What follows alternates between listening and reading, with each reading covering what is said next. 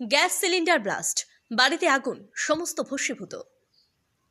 আবারও এক মর্মান্তিক ঘটনার শিকার বজবজ বিধানসভার বইতা গ্রাম পঞ্চায়েতের অন্তর্গত শাকপুকুর মসজিদের পার্শ্ববর্তী এলাকায় একটি ঘরে জ্বালানি গ্যাস সিলিন্ডার ব্লাস্ট করে আগুন লাগে।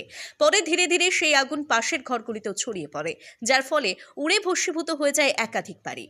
পরিবার সূত্রে খবর, রাত্রে রান্না করার সময় হঠাৎ সেই গ্যাস সিলিন্ডার ব্লাস্ট করে পরে ধীরে ধীরে সেই আগুন ছড়িয়ে পড়ে।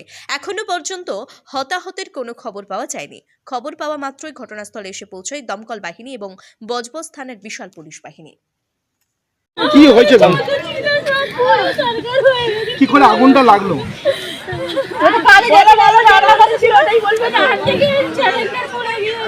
হঠাৎ করে অর্ধেক গিয়ে পুড়ে গেল।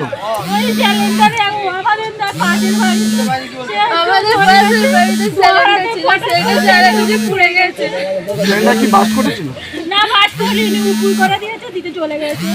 কটা ঘর পুড়েছে? দুটো দেখতে, এখন তো দুটো দেখতে পাচ্ছি পুড়ে গেছে। এখন ওপাশে কি হচ্ছে জানিনি। আপনারা কি ভাড়া থাকতেন নাকি? আমরা ভাড়ায় থাকতাম। গ্যাস সিলিন্ডার কি বিস্ফোরণ হয়েছে নাকি? গ্যাস সিলিন্ডার কি ফেটে গিয়েছে? হ্যাঁ, আগে ফেলেছিলাম, ফেটে গেছে।